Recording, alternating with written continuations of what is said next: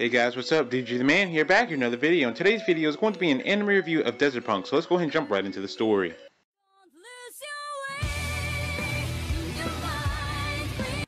Okay, from what I can understand, the plot takes place in this post-apocalyptic future where Japan has been turned into a desert wasteland. How did this happen? Well, it's never fully explained, but we do know it's because of some type of war.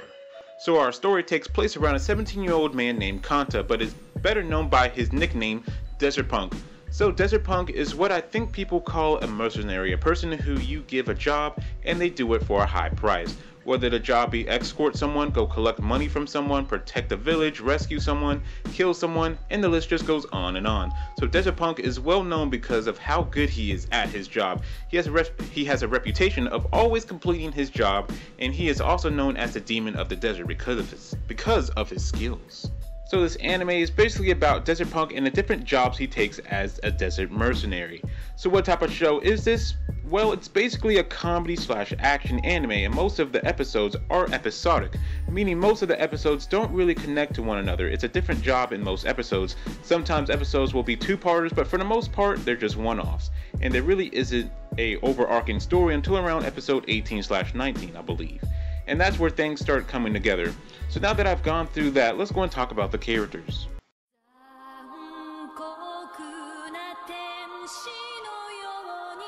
First up is Desert Punk himself, and based off what I told you so far about him, you might be surprised to find out what Desert Punk is really like.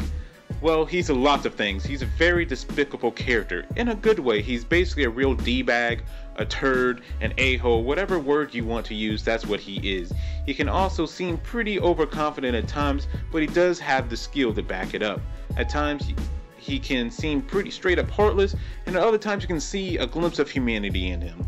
He is also a huge perv. For example, one of the main reasons why he lets a girl named Kasuna become his apprentice is because he wants to wait for her to become a little older and develop more in the right places so he can have a little fun with her, if you know what I mean. And speaking of Kasuna, let's go and talk about her.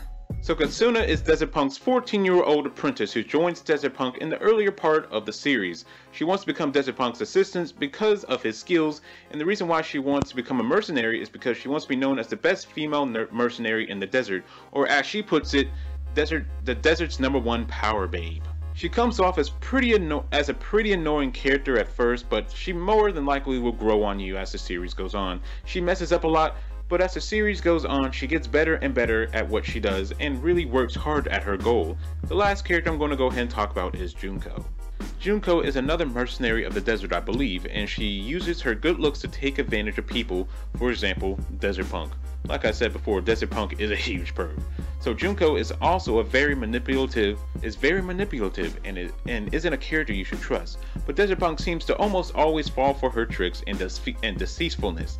There are a lot of side characters in this show, but I'm not going to talk about them here. So let's move on to the good.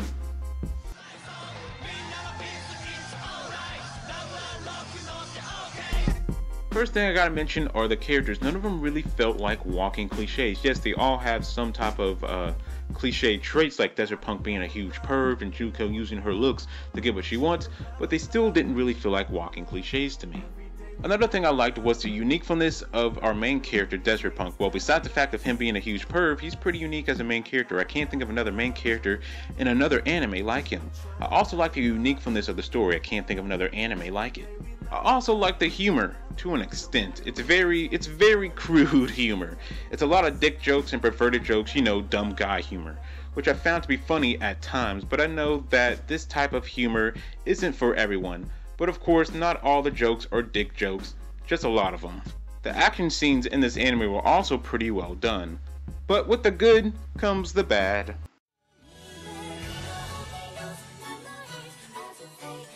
First up is a nitpick, and that nitpick is that there will be at times where there'll be nothing happening on screen.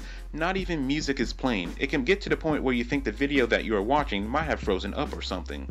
Like there is no reason for such long pauses. Another nitpick would be some of the jokes go on for a little too long. It's like, okay, we get it, can we move on to the next scene now? But it didn't happen too often. So one of the things I really did not like was Desert Punk in the last episode, which is episode 24 of this anime. I really did like Desert Punk as a character up until the last episode. Like I knew that Desert Punk was a despicable character, but he does a few things at the end of the series that I just cannot overlook. And there is one thing in particular that I'm talking about, and I'm going to be talking about that one thing right now. So if you don't want to be spoiled, please skip to the time that I'm placing on screen at this very moment. Okay, spoiler talk in 3, 2, 1. Okay, the one thing I just can't look past is Desert Punk killing an innocent family. Well, killing most of the family, but by setting their house on fire. It was a family of 8, a mom, a dad, and their 6 kids. The only people that survived were 3 of the man's children. The rest of them died. The father worked as a legal weapons salesman, and Desert Punk burned down the man's house to kill him because he didn't want people to know that he was still alive after an explosion that he was caught in.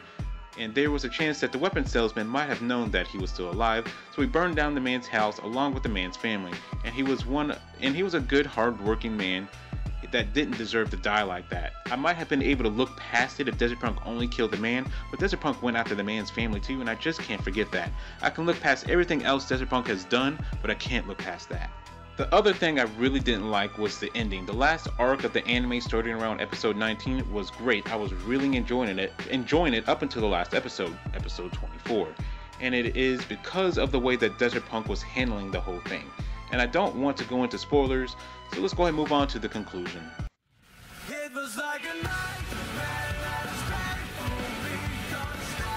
So even though I really didn't like the ending to the series, I did enjoy the rest of the anime leading up to the end.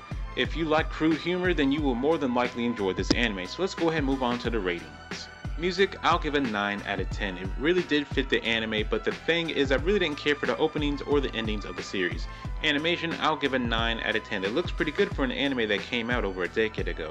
Characters, I'll give an 8.5 out of 10. I pretty much like all the characters except for Desert Punk at the end of the series. Story, I'll give a 9 out of 10. It's pretty unique. I haven't seen an anime about desert mercenaries before, and it's pretty good up until the end. Enjoyment, I'll give an 8 out of 10. That's just how I feel. And the ending, the ending, I'll give that a 5 out of 10. And that just really shows how much I really didn't like the ending to the series.